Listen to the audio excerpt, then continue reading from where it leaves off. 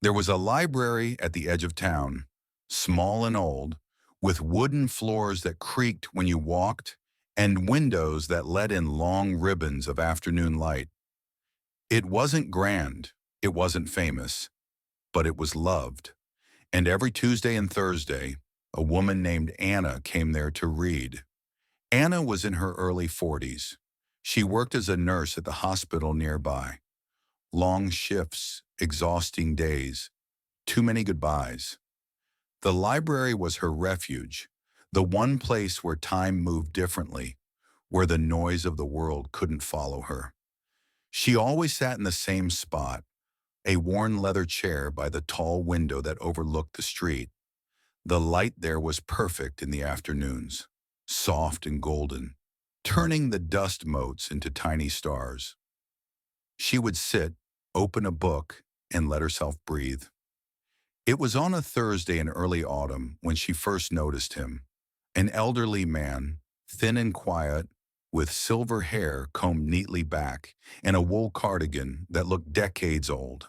He moved slowly, carefully, as if his body had learned caution over the years. He carried a small leather bag in a folded newspaper, and he sat in her chair, the one by the window. Anna paused near the shelf, surprised. She had never seen anyone else sit there. For a moment she felt a flicker of irritation, but then she saw the way he settled into the seat, gently, gratefully, as if he too had been looking for this exact spot. She chose a different chair that day. The following week she arrived earlier.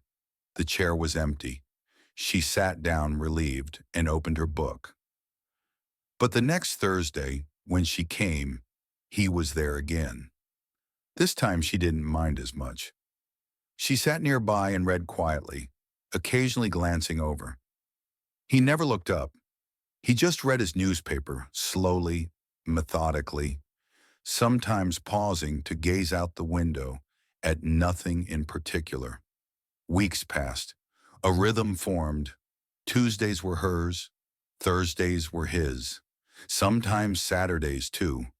Though those days were unpredictable, they never spoke, never nodded, never acknowledged each other in any formal way. But Anna began to notice things. The way he always smoothed the newspaper before reading it, as if showing it respect. The way he adjusted his glasses with his left hand, never his right. The way he sometimes closed his eyes and tilted his face toward the window, letting the light rest on his skin. And she noticed, too, that he seemed tired. Not the tiredness of a long day, but something deeper, something that lived in his bones. One Saturday in late October, Anna arrived to find him already there. She sat across from him, closer than usual. He was reading a book this time, The Old Man and the Sea. She smiled to herself. She had read it years ago. As the afternoon stretched on, the library grew quieter. The librarian dimmed some of the lights. Outside, the sky turned amber, then violet. Anna glanced up from her page and found him looking out the window. His expression was distant, peaceful, sad in a way she couldn't name. For a moment their eyes met, just briefly, just enough to acknowledge each other's presence. He gave a small, almost imperceptible nod. She nodded back, and that was all. But it felt like something. Winter came. The library grew colder. The windows fogged with condensation. Anna wore scarves and thick sweaters. The man still came on Thursdays. But now he moved even more slowly. His hands trembled slightly when he turned the pages. Some days he didn't read at all. He just sat, eyes closed, breathing quietly.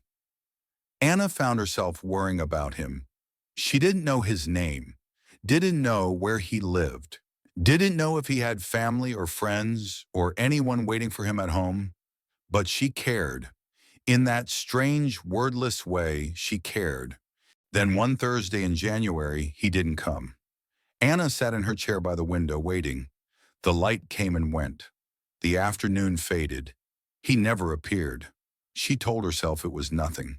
Maybe he was sick. Maybe the weather was too cold. But the following Thursday, he wasn't there either. Or the one after that. 3 weeks passed. Anna still came to the library, still sat in the same chair. But the space felt different now. Emptier. She realized with a strange ache in her chest how much his presence had mattered. They had never spoken, never exchanged names, never shared a single word. But somehow he had become part of her week, part of her rhythm, part of the quiet peace she found in that place. And now he was gone. One Saturday afternoon, Anna worked up the courage to ask. She approached the librarian, a kind woman in her 60s with reading glasses on a beaded chain. "Excuse me," Anna said quietly. "There was a man who used to come here. Older, silver hair, always sat by the window on Thursdays. Do you know, is he all right?" The librarian's face softened with recognition and sadness. "Oh," she said gently, "Mr. Callahan." Anna's heart tightened. "He passed away," the librarian said softly, "about a month ago, peacefully in his sleep.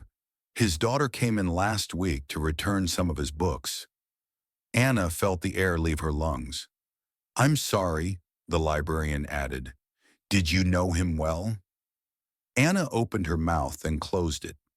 Did she?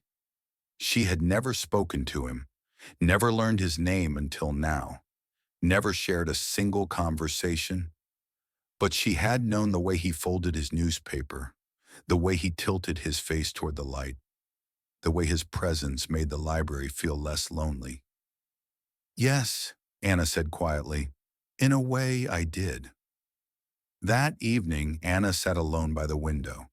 The library was nearly empty. The light was fading. She thought about Mr. Callahan, about all the Thursdays they had shared in silence, and she realized something. Connection doesn't always require words. Sometimes it's just knowing someone else is there, breathing the same air, seeking the same light, finding peace in the same quiet corner of the world. She had never thanked him, never told him that his presence mattered. But maybe, she thought, he had felt it too. Maybe that small nod they exchanged had said everything that needed to be said. Weeks later, Anna returned to the library on a Thursday. She sat in her chair by the window, and this time she brought 2 books, one for herself and one she left on the armrest beside her. The Old Man and the Sea. She didn't know if anyone would notice, didn't know if it mattered, but she left it there anyway. A small gesture, a quiet acknowledgement, for the man who had sat beside her in silence, for the connection that never needed words, for the reminder that even the smallest presence can shape a life. The lesson. We often believe that meaningful relationships must be loud, filled with conversation, laughter, declarations. But some of the most important connections we make are quiet. They exist in shared spaces, in unspoken understanding, in the comfort of knowing someone else sees the world the way you do. Don't underestimate the power of presence. The person sitting across from you in silence may matter more than you realize. And one day, when they're gone, you'll understand. They were never just a stranger. They were a companion in the quiet journey of being human.